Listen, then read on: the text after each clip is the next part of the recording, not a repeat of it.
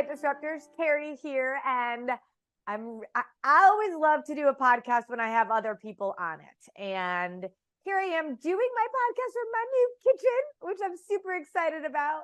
But I'm even more excited about our guest for this week. So, Sonia, say hello to everyone and why you wanted to be sharing your story today with everyone. Yes. So, hi, everybody. I'm glad to be part of this. So this week, I've had so many aha moments. I'm in month 2, so I'm still very much in it. And I know that there are a lot of people that started where I am or starting now, or maybe have to revisit things. And so I just want to share my story and I'm pretty open and I'm pretty honest. And I think we learn from each other. I'm big on community. Yeah. And if I can share my story where you don't feel alone, and I think a lot of people feel alone in this. You're not alone, and what I was telling Carrie is, yes, guess what? I'm at my ideal weight. I have my ideal body and I'm still sad and I'm still struggling and I still have trauma that I have to address. And so it's so important when I see feeds or I'm whether it's TikTok feeds or there's another group that I've seen where people say, I only eat 500 calories a day, or I only do this, or I need to lose this. Well, I'm here to say I am my ideal weight. Yeah. And I still have all these things I have to address. Yeah. Because it really isn't about the weight. Because once you get to this weight, you're still left with the baggage. Yeah. And that's, yeah. I mean, the same exact thing happened to me when I actually learned how to eat in the way that we teach. I actually didn't address all of the other things that the decades of dieting and an eating disorder actually brought about. So let's just back up a little bit. So Sonia's a nurse. So, and I it's so funny because our top 3 clients are doctors, nurses, and teachers. And I think for the right reasons, because you all keep giving to others before you give to yourself.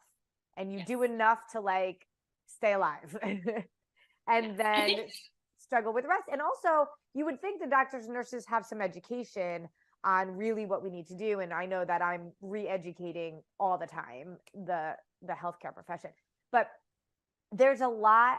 Again, you came in this while we are a nutrition approach, and you already came into this with a pretty good knowledge of what you needed for your body. And I will say, a lot of people will come in and they don't need to lose weight, but yet they're still unhealthy, right? Because we're not balancing our blood sugar. We don't understand food, but you really did come in knowing. Now, I think you still learned some stuff around nutrition, right? But that wasn't your big reason for saying yes to yourself. No. And I think what's so cool about this is when women say yes, it's always around this, my body needs to change. You didn't feel like your body needed to change. You thought your mind needed to change. Yes. So let's talk about that, because that's true for everybody. Yes. But they think if my body changes, then my mind will change. And then I'll be this happy, lesser weight person. But you and I both know that you can do that. And if you don't address the mind piece, you're never going to get to where you really want to go. And I think so many of us can think about the weight we were when we were in our 20s and think, I would just want to get there. And I'm like, but were you on a diet then? Yes. So true. So true. So let's talk about that. You needed a mind change. Why? Yes. What was going on? I knew. So I was in my 40s. I turned 43 this year, and I did notice that I was holding on to some fat. As hard as I worked out, I was frustrated by that. I wasn't part of any special diet, but I do intermittent fasting for a long time. And it used to work for me, believe it or not. And then I hit my 40s and no, it didn't work. And working, meaning quote unquote working. Oh, quote unquote working was just sort of being able to maintain a weight, but I still had all the other things. Okay. So I remember talking to Marley, one of the coaches. I think she was my second coach, and she just said something like PFC3 balance, and it resonated with me. It was like my aha moment. That's what you're missing. You're not feeding your body. I immediately got phone with her and started implementing that. So I actually started my 4 weeks to wellness way earlier. Because I wanted to start implementing now. This is when I know somebody is ready. You talk to so many women every single day, and most of them were like, you're just not ready yet. That's okay. go do this, go do that, here, try this.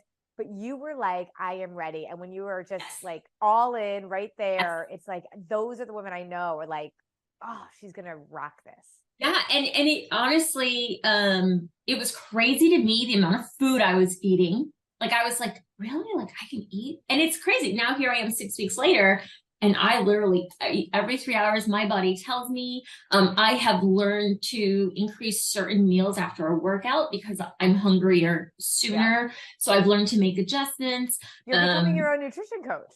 I am. I have gotten rid of gluten and dairy, and so I've gotten rid of all the excess fat. So as far as like a physical standpoint, I'm whatever goal, quote unquote, yeah. I have met. Yeah. And you took pictures of yourself, and you were like, I did. I mean, for somebody that was quote unquote already at your ideal weight, you were like, holy cow, the inflammation is gone. Like you didn't even realize.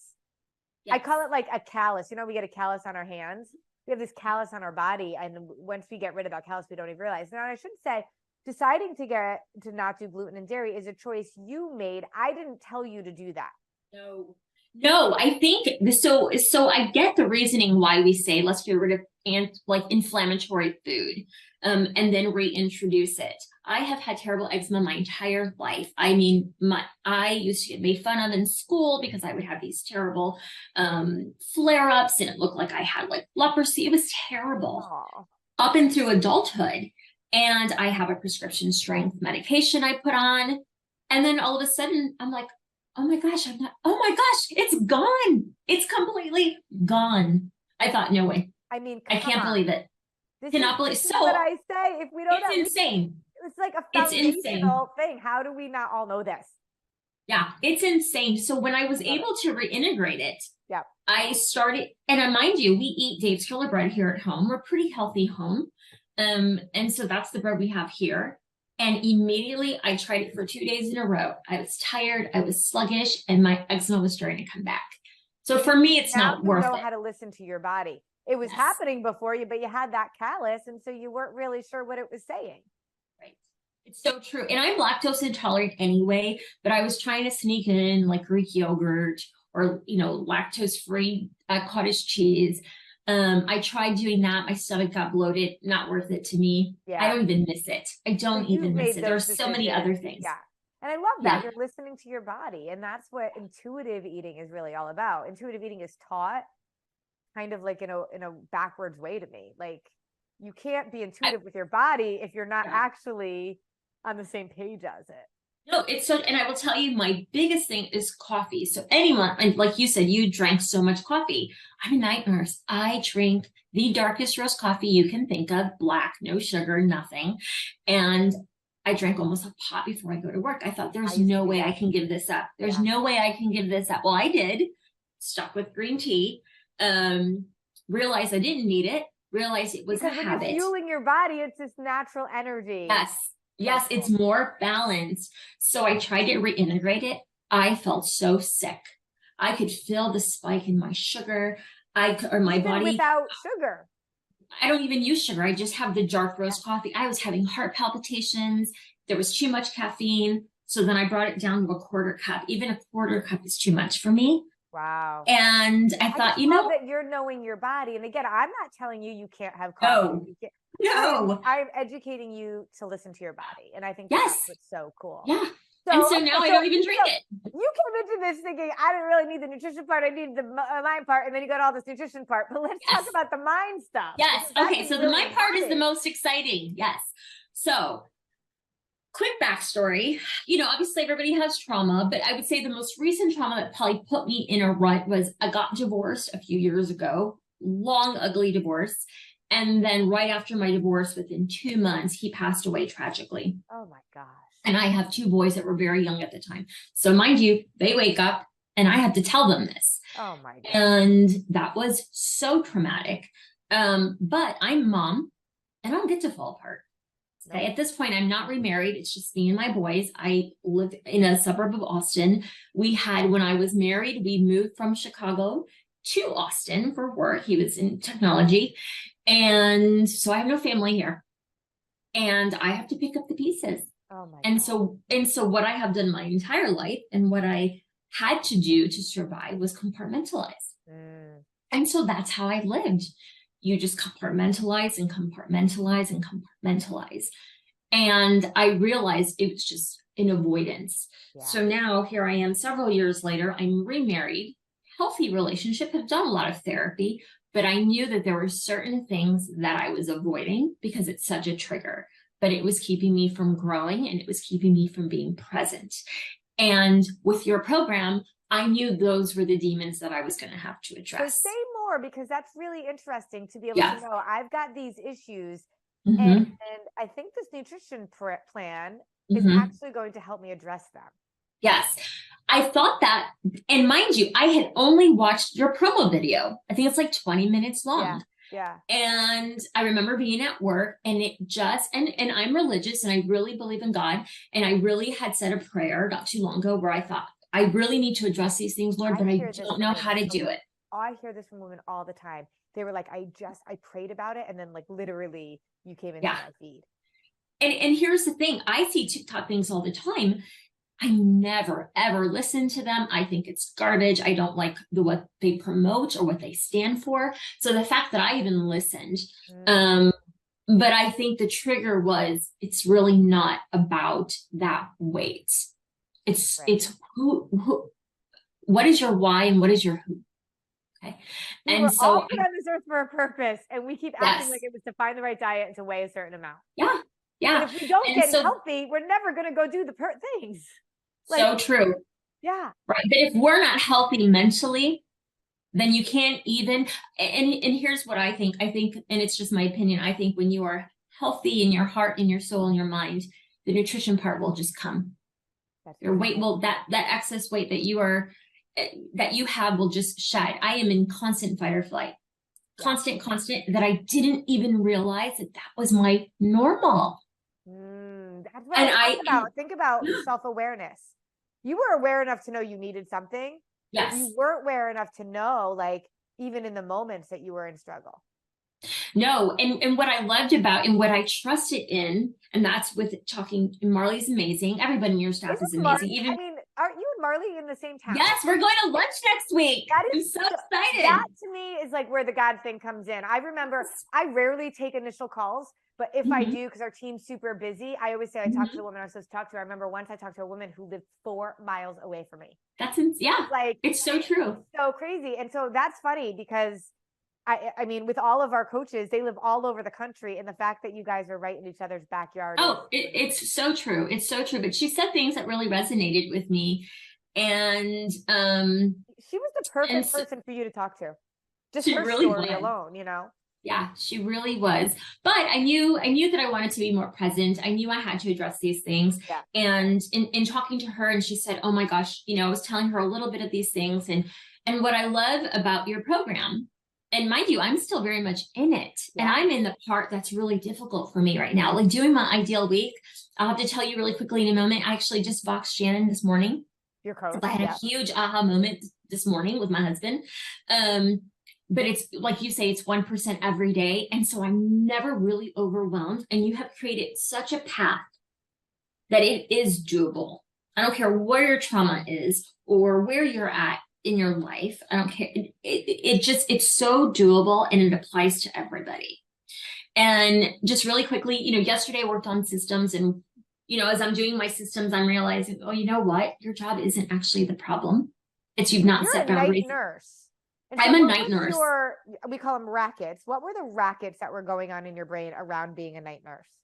Sure. It was, you know, I don't get to sleep enough. You don't have enough time because you're a night nurse. You don't spend enough time with your kids. So you don't have time to do this. So you've got to pick between either your morning devotion or your workout. You've got to pick between this, or you've got to pick between this.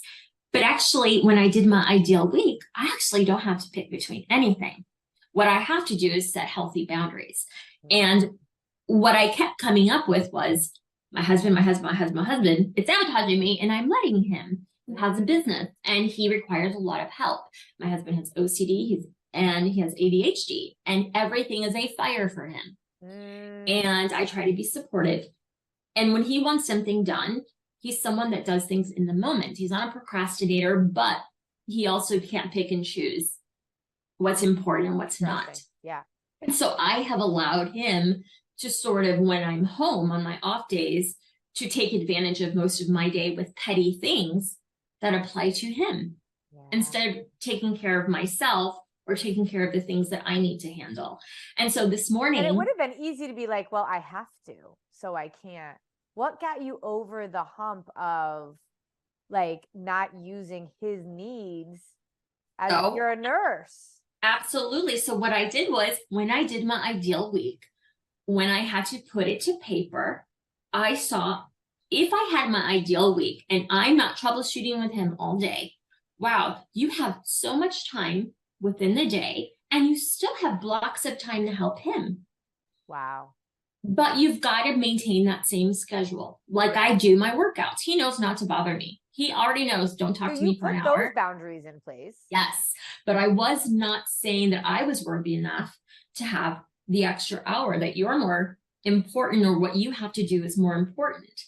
And it's really not about importance at the end of the day, but the whole, if you don't put your oxygen mask on first, you can never put his on. And that is so true. So this morning, this is what I did. I thought, we're implementing this today. It is, for once, only 70 degrees this morning in Austin, Texas. And so it was nice with no humidity. So I sat outside, I had my tea, I had my Bible out, I did my morning devotion. He came in about 15 minutes. He said, hey, I really need you to help me post something to my Facebook business page. And I look at him and I said, okay, well, is it urgent? Is it a fire? He says, no. I said, well, then I cannot help you until I'm done in 30 minutes. And you can tell he was immediately taken back and he wanted to pout, but I was firm. And he said, oh, well, then I'll just do it at work. I said, well, I would suggest you do that because it'll probably get done faster. And he walked away and I could tell he was kind of annoyed because he's not used to that. And I kept on doing my thing, but I felt so at peace. And it gave me strength. And he came back about 15 minutes later to tell me he was leaving. And he says, hey, I get it. I know that I impede on your time. This is important. And I love you. You have a good day. I'm going to work on this. I said, okay, good. Because we're having a new normal now. And it worked. And it was great. And I got my, 30 minutes of devotional time. I went and worked out and it was great. And then, he came home a little while ago and I said, hey, I've got 45 minutes. Whatever you need help with, I can help you. So it's just creating. We talk about that a lot, right? Like being the pilot of your own plane, of your own time machine. And so often we think time controls us, but we actually control it. And that is a big piece of what we need to recognize, that time management is a huge part of being able to actually get healthy. And he was burning me out. I didn't even realize that the reason I was one of the reasons that I'm stuck from moving forward or stuck from doing certain things, he burns me out. And then impact your marriage, and you can't do that. You're not. Well, and I told him that. Yes, I said to him, I said, when we were talking, we have actually had a lot of great discussions because of this program. And I had said, when, and I told him today, I said, when I feel like I don't set healthy boundaries with you or you get upset, it creates resentment. And I don't want to create that. Like, I want to be telling you, hey, I'm doing this, but I need you to respect that, not have an attitude, not be upset. Know that I'm going to help you, but it's just not always, unless it's a fire, it's just not always going to be on your time, because my time matters too. And fire can be subjective if you don't define it. So fire is literally like life and death stuff. Yes, right. Exactly. Like some type of business thing that if it's not done right now, like it is huge. Right. And there's really nothing that is a fire. Right. So you really shouldn't be coming to me for anything.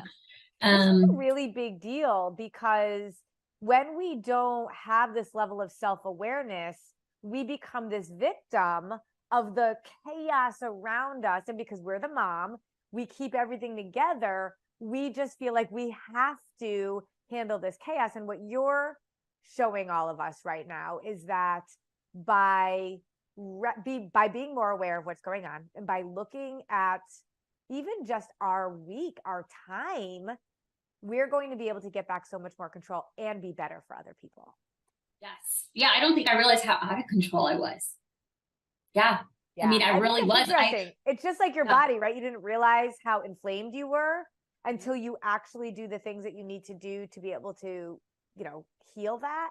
And it's the same thing with this. We don't realize how out of control we are until we take a step back and in little bits and pieces a day have a chance to really look at it from another point of Well, view. and one of the other things I would say is, there's a lot of things I'm avoiding because of trauma that I have to deal with. But in the way that you set up this program, I'm going to give you an example. I was dreading the ideal week. It was scary to me. And then I did it. I was like, this wasn't scary. It's This interesting. wasn't, What do you this wasn't think that it was difficult. that was scary? I think just having to figure out, what am I going to have to cut out? Whose feelings am I going to hurt? Do I really, I think maybe it was personal. Maybe it was a lack of accountability. Now I actually have to be accountable and say So it. for those people that don't know what an ideal week is, can you explain what is an ideal week and how did you go about figuring out what your ideal week is? So for me, the ideal week was in this sort of perfect world, not perfect world, semi-perfect world, right? Without all these little wrenches that get thrown in. Yep. What would it look like for you? Yep. Right. Every day. What would your everyday look like? Yeah. Yeah. What would it look like? It all in. So how did you go about doing this? Gosh, especially somebody who works at night, like your schedule is all over the place. So, and it actually wasn't that difficult because I do have a crazy schedule. When I'm coming off shift, I sleep till 2:00. That's more than half the day that's gone, right? So I really make the days that I am home work.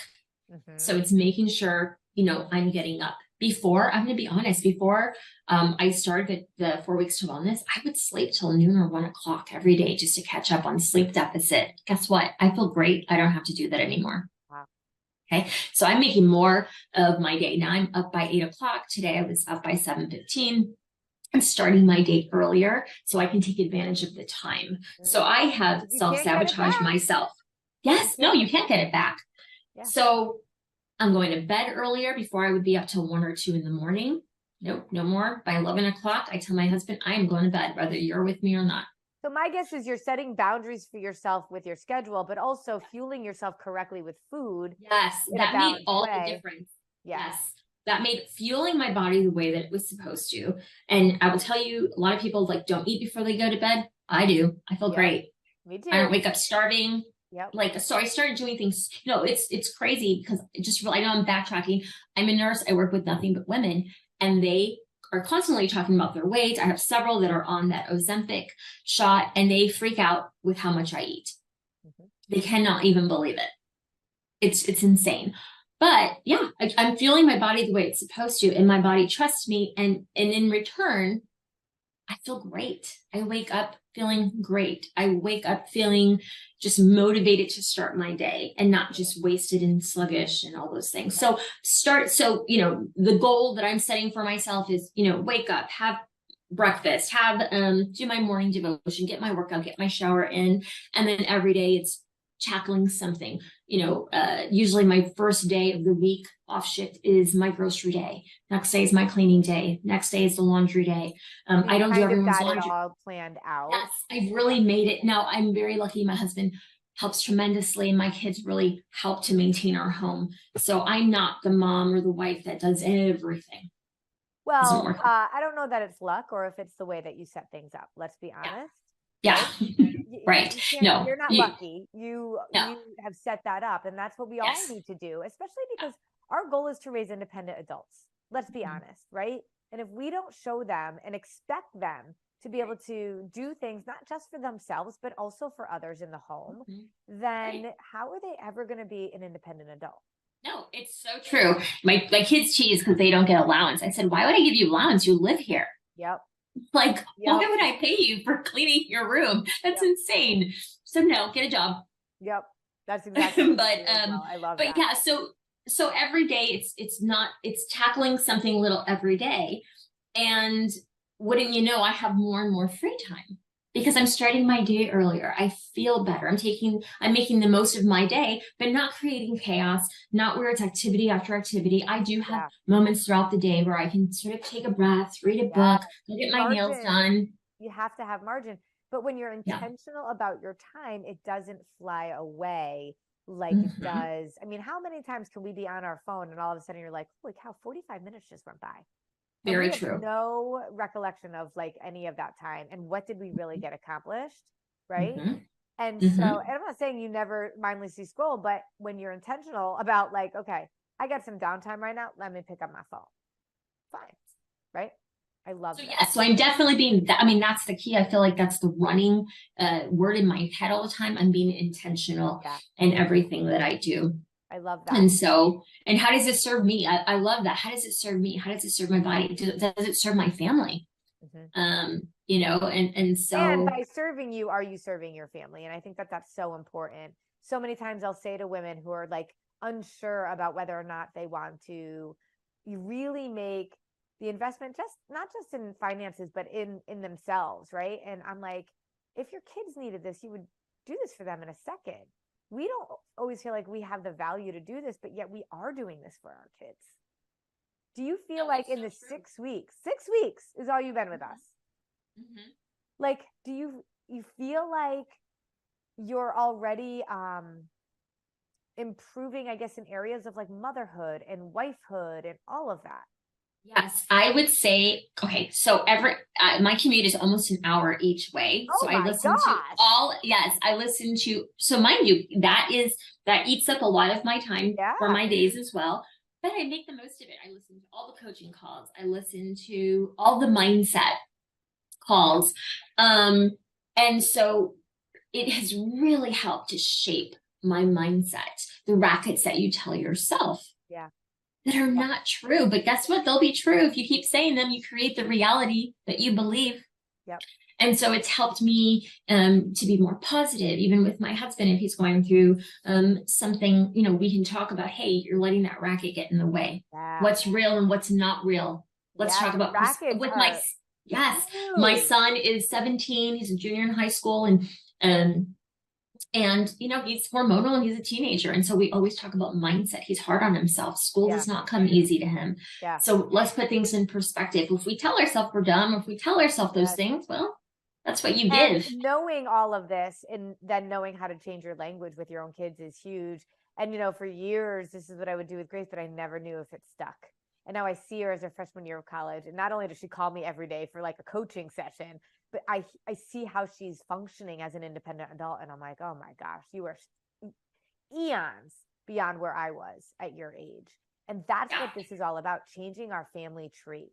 And it's so true. And it's all the generational trauma that comes from that, like you were saying, but it starts here at home and it's got to start somewhere. And like I said, I'm, you know, like my son, you know, I said, you need to get up every day. I want you to get up and do something. Now he gets up, you know, we live in a community where there's a gym just a few blocks away. He gets up, he goes to the gym. He's doing things to be motivated, to keep busy. It starts now. You're going to be an adult one day and you're going to have hardship and you still have to do all those same things. Like you don't stop living. And I will tell you from experience right now, even if your kids aren't listening, they're listening, because Grace getting her to move her body and all that was just very, very challenging for us. And she's not working out all the time. Oh, it's so true. And mind you, in college. Yeah, my son, you know, experienced, I mean, his dad just passed away a few years ago. That is trauma. And he, you know, and he's my kiddo that's very sensitive and he's still very angry, but it's going through therapy. It's working through it, talking about generational trauma, talking about how we're going to make his story different, how he's going to write his own story. And what we need to do to find, you know, to find the beauty in what this chaos is. Right. Let's find it. Even at your age right now, knowing that like, I got to write a new story, but being aware. To know that. Well, and I think, let me just tell you this. I was talking to my mom the other day and I said, you know, through this program, I've really had to, this program is, let me just say, it is so much more than I thought it was. Even though I knew I was going to dig deep, it is so much more. It has created so much more self-reflection, but honest self-reflection. I can tell you times I cried, you know, or even had to call my mom and address things or say, wow, I didn't realize how insecure I was or am. Didn't realize, you know, I've been covering up this or why I made certain choices because of whatever it is, abandonment, insecurity, whatever childhood thing I had to go through created a lot of the decisions that I made. and having to face it now so that I don't continue that, so that I have a healthier marriage, I have a healthier relationship with my kids. Because I was like, I had to look at myself and say, wow, I'm sort of repeating the cycle. That And that's what's so I tried so hard not to. Yeah. And you've been through therapy, especially because of everything that you've gone through. And there's never a knock on therapy, because we need it, and it's incredibly helpful. Therapy, though, really takes a look at the past and what happened, and coaching makes you look forward and makes you have to deal with what's going on in front of you to make the best choices. And so that's the difference. Some people need both, but a lot of times we get stuck in the past and don't know how to move forward. And that's what you're doing right now. Well, and that's exactly what's happening. And the way that you have done it lets me do a little bit every day. And so it's not overwhelming and it's not scary. And you don't realize, oh, wow, I really addressed this. Wasn't that scary? Wasn't that hard? And now I've overcome it, and now I'm ready for this next step. So I think it's amazing. Like, everybody I know about it. Oh, I love that so much. But I really, kudos to you, because I always joke, like, Amazon comes every day to my house, but if I don't open the door and open the package, I don't even know. It's like Christmas every day, but I don't even know what's in there, because Peter's sometimes like, well, what'd you order? I'm like, I don't even remember. Right.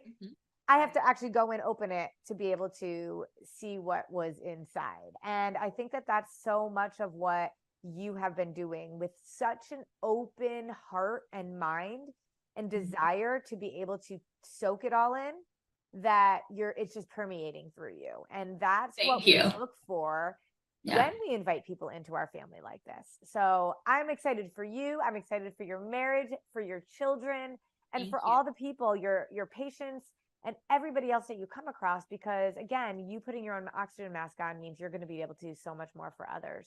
So Sonia, I'm so glad that you're here. If you have I'm going to put you on the spot for a second for a tip, but if you had to take away, if you were talking to a friend or somebody that's really just struggling in all these areas of life, and you had a Twitter feed to say, this is where you need to start.